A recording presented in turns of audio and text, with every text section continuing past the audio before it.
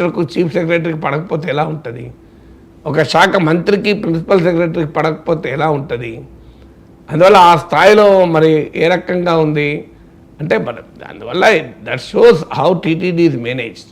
తిరుపతి తిరుమల దేవస్థానం ఒక పుణ్యక్షేత్రము. ఈ పుణ్యక్షేత్రములో మానవ సహజమైన కామ క్రోధ మదమాస్తర్యాలకు అతీతంగా దేవదేవుని సన్నిధిలో ఈ మానవ సహజమైన లక్షణాలన్నీ వదిలేసుకొని ఒక దేవుని సేవలో తరించాలి. అలాంటి వ్యవస్థలో కూర్చొని నువ్వు నాకు చెప్పినవా, నేను నీకు చెప్పినా, నువ్వెవరు చెప్పినావు, నేనెవరు చెప్పినా, నువ్వు నన్ను కేర్ చేసినావా, నేను నిన్ను కేర్ చేసినావా అంటే వేర్ డస్ ఇట్ గో?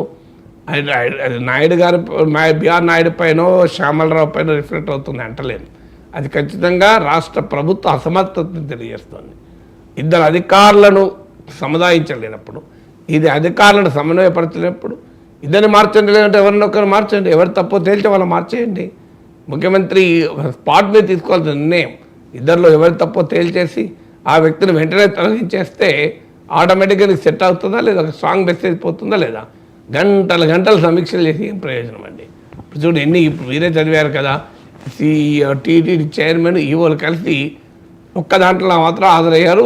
ఈ వైకుంఠ ఏకాదశికి సందర్భంగా బోలెడు సమీక్ష జరిపారు. మళ్ళీ నిన్న ముఖ్యమంత్రి వచ్చి మళ్ళీ సమీక్ష, ప్రతి సమీక్ష గంట, 2 గంటలు, 3 గంటలు, 4 గంటలు సమీక్షలు గంటలు తరబడి.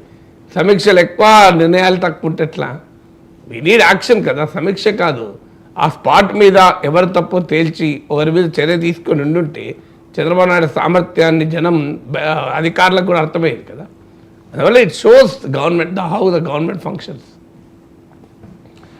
Right sir. ఇక